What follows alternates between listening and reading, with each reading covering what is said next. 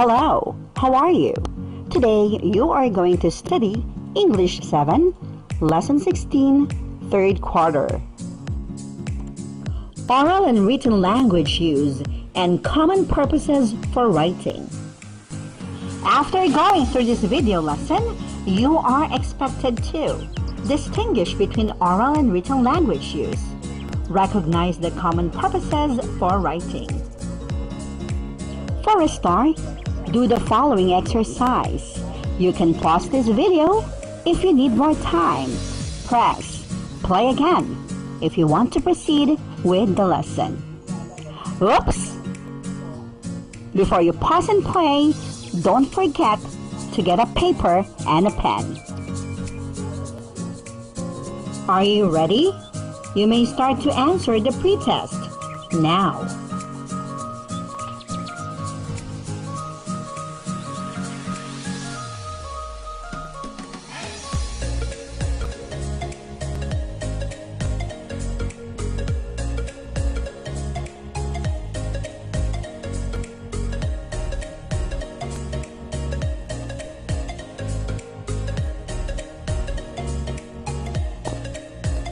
Let's reveal the answer of the pretest now.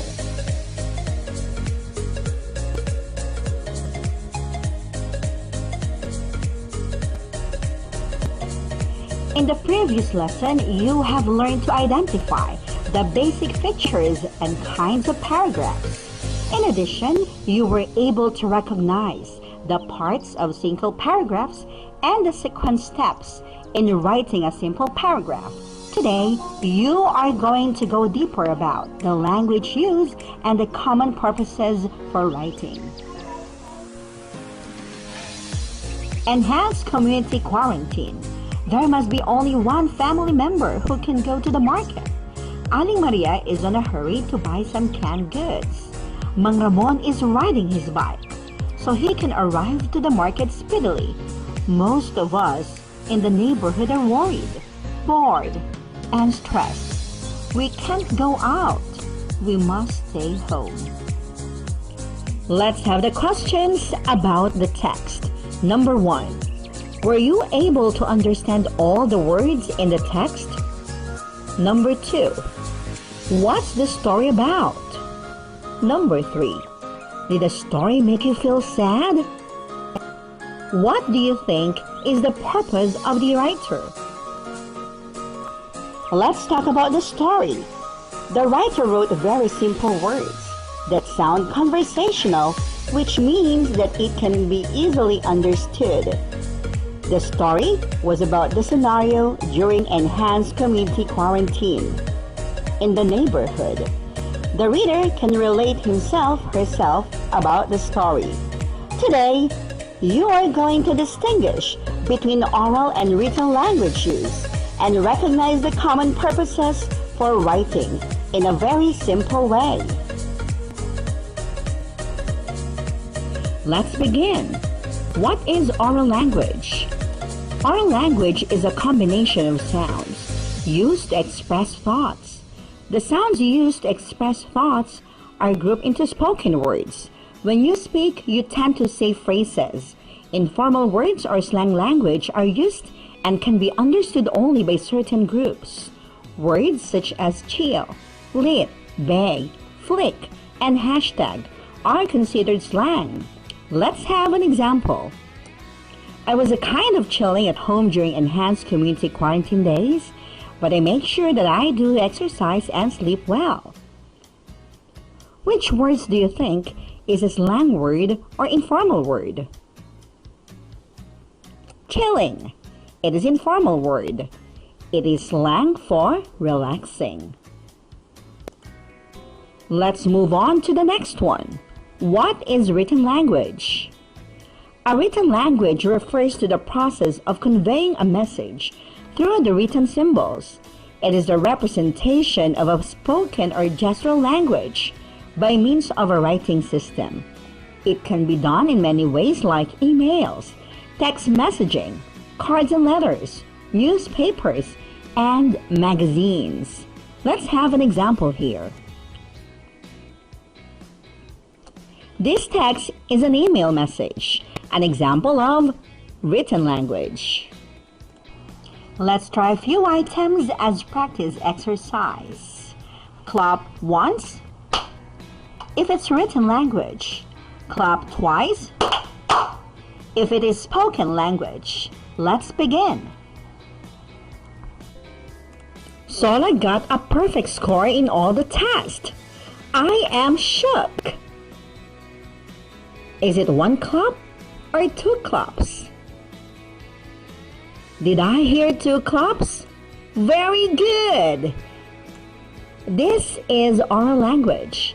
The word shook is a slang word, which means incredible surprised. Let's have the second one. My parents prepared a very delicious meal for the whole family. There were some leftovers, so we decided to give them to our relatives on the next street.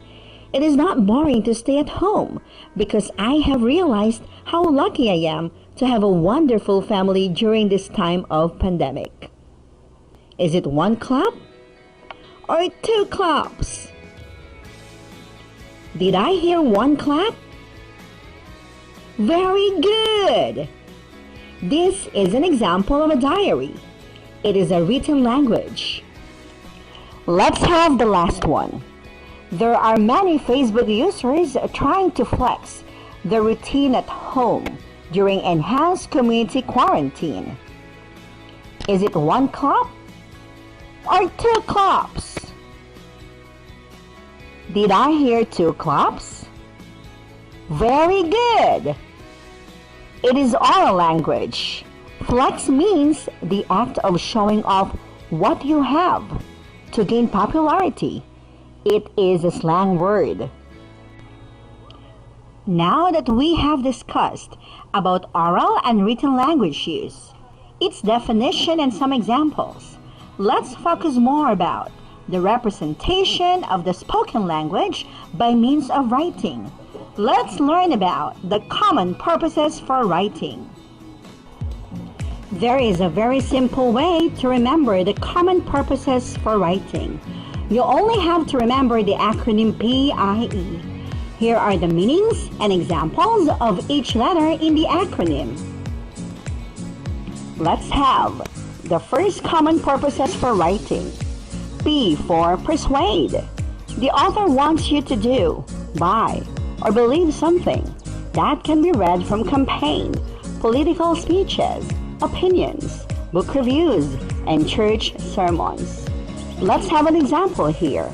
If you want to be safe and have a healthy lifestyle, build regular exercise and eat well. The author tries to convince you to have a healthy lifestyle by building regular exercise. Let's have the second common purposes for writing. I, inform. The author wants to give information that can be read from textbooks, non-fiction books, expository essays, biographies, and newspaper articles. Let's have an example here. President Rodrigo Duterte imposed enhanced community quarantine in NCR last March 16. This is an example of a newspaper article. Let's have the last one. E, entertain. The author wants to amuse and entertain the audience. That can be read from fiction stories, poems, songs, plays, and jokes. Let's have an example here. The woman has many different kinds of hats, such as a cheese hat, a hamburger hat, and a carrot hat. People laugh when they see it. This example is from a fiction story. Did you also laugh about it? Let's try a few items as practice exercise. Make a thumbs up if the sentence is to persuade. Make 2 thumbs up if the sentence is to inform. Make 3 thumbs up if the sentence is to entertain. Let's begin. A lot of people enjoy doing exercises with their family by watching exercises on YouTube during enhanced community quarantine. Is it 1 thumbs up, 2 thumbs up, or 3 thumbs up? Did you do 3 thumbs up? Very good! It is entertain. The stories are written to entertain. Let's have the second one. An instructional booklet on how to connect and support using smartphones. Is it 1 thumbs up, 2 thumbs up, or 3 thumbs up? Did you do 2 thumbs up? Very good! It is a text manual. It is written to inform. Let's have the last one. An advertisement about why yoga is the best stress reduction. Is it 1 thumbs up, 2 thumbs up, or 3 thumbs up? Did you do 1 thumbs up? Very good! It is written in a newspaper to make us believe. It is to persuade.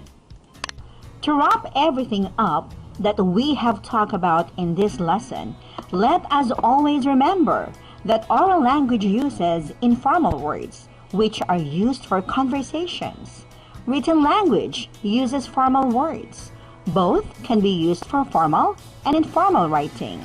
The acronym PIE, P to persuade, I to inform, and E to entertain, are the common purposes for writing. Learning healthy ways to cope and getting the right care and support can help reduce stressful feelings and symptoms. Be ready with your paper and pen. You may answer the post test now.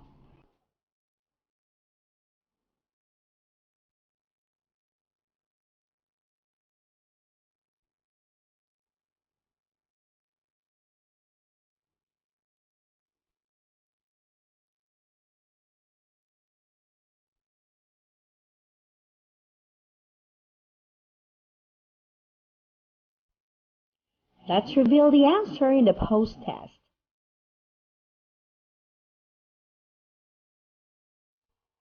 Oops, wait a minute. You're not yet done. Get worksheet number 16, English 7, third quarter. Have a nice day.